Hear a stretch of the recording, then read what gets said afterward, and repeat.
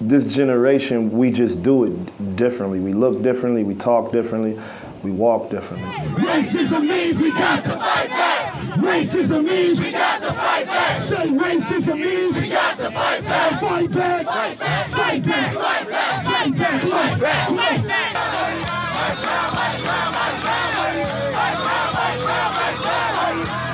Weekend of resistance, man, so we gonna turn up the way the young people do. It's 40 and under mostly out here, right, every night for 64 days. We don't turn up, we don't protest, we protest, we march, we do stuff in a non-conventional way that still is effective. You see Dante with the Lost Voices and Low Key up there, they turning up, they mad right now. You gotta have a permit to do what we doing, right? We doing it though. So people gotta understand, what's up, boy? People gotta understand that in the midst of this though, this is their root, right? So you go to South Africa and they sing the whole funeral, right? You go to New Orleans, that's what they do. They come down. This is how we grieving right now. So you go to Latin America, that's how they go. This is all that culture, this African and Latin culture, this mix. We here. We got the connection. We feel that, and we doing exactly what you. So if you just took this off and put some different clothes on, and it was a little bit warmer, you wouldn't know where we were at. But you know what oppressed people doing when they grieve and how they do it for their family. I would never think that, you know, I could come to a meeting with certain cats with my hat on backwards, which to me is a fairly small thing. But prior to the Mike Brown situation, it really wasn't. Action. This is not the typical black people getting up to rally because a cop shot a black boy. This is a world issue. This is about human rights. You sent tanks to gas children. I pulled children out of tear gas. And it was on your watch, and you're gonna answer for that.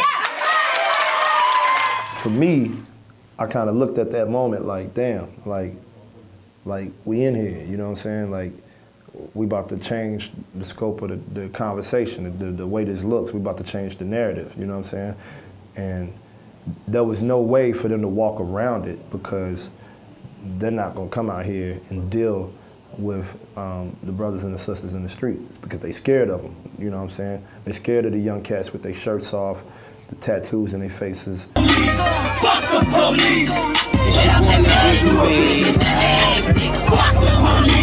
on their ground, not moving at all. We gonna move on our own risk when we ready. We showed them, y'all cannot stand us down. We not going out like that. Shout out to freedom fighters. Shout out to Tef Poe. We keep plugging our in. You know that we stand the way we fought. You know we stand the way we fought. You know we stand the way we fought. You know we stand the way we fought. You know we stand the way we fought. This movement is about our young people because the older people, they had their turn. They did X, Y, and Z, and now we gotta take it to the ABC. Now we know our ABCs on into, we gotta take it a step further. Hands up! Hands up! Don't shoot! Hands up! Don't shoot! No justice! No peace! No justice! No peace! No justice! No peace! No justice! No peace! No racism! Police! On the streets is war. And as we fight, we bring the family closer together. And as we fight, we get more organizations and people off the street to come together and organize in the community. Because before this, we didn't have all this Hands Up United. We didn't have Lost Voices. There was just a group. It was just a group of kids that was out there. But when this happened, they came together.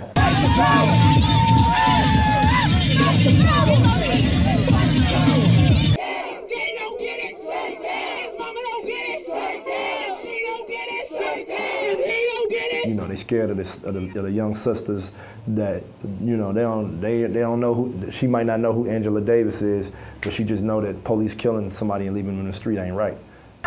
We shut shit down! We shut shit down! No justice! No peace! No justice! No peace! Who do we want? Yeah,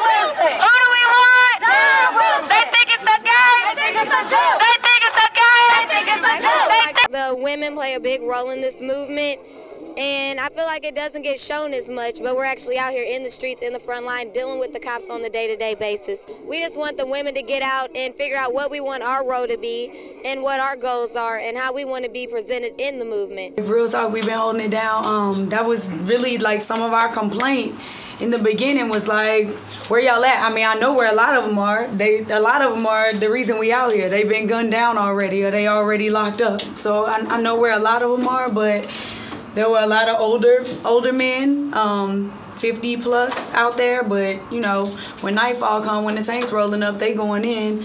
And there's a lot of young guys out there, like babies, 15, 16, 17, 18, that don't need to be out there. Just, I mean, women are nurturers, so we was out there like trying to save lives, because everybody's angry, and I can't ask for a 15, 18-year-old to process these emotions, because I'm not doing a good job with it, and I'm like twice that age. I am from Florissant area, but I'm also a mom of 2 sons and a grandson, and they all have encountered the police.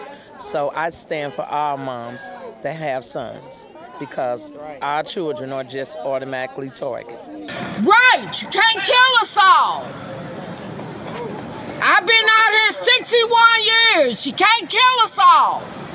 That was wrong what you did to him.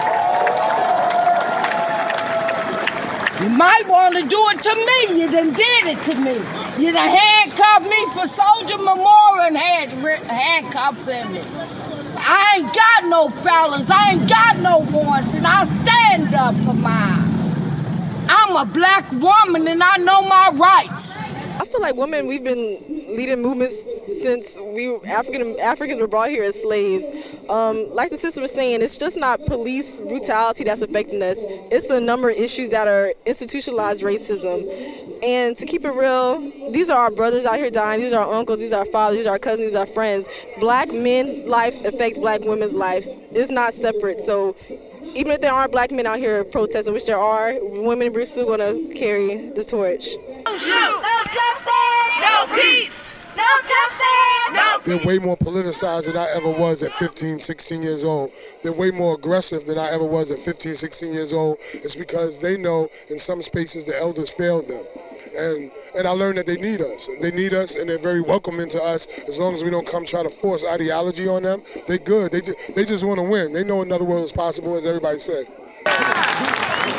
And then we come here now to bear witness to 2 essential truths.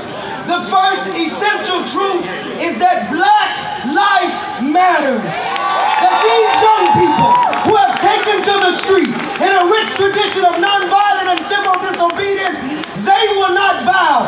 And we bear witness to their strength, and we bear witness to their passion, and we honor them and we lift them up, for it will be by them that the blood of Mike Brown has seeded a great revolution in America. And then we bear witness to a second essential truth. We have already won. Every time a black youth takes to the street and says to tanks and tear gas and pepper spray, no matter what you do, no matter what you say, you can lie on us, you can scandalize our names, we will not bow down.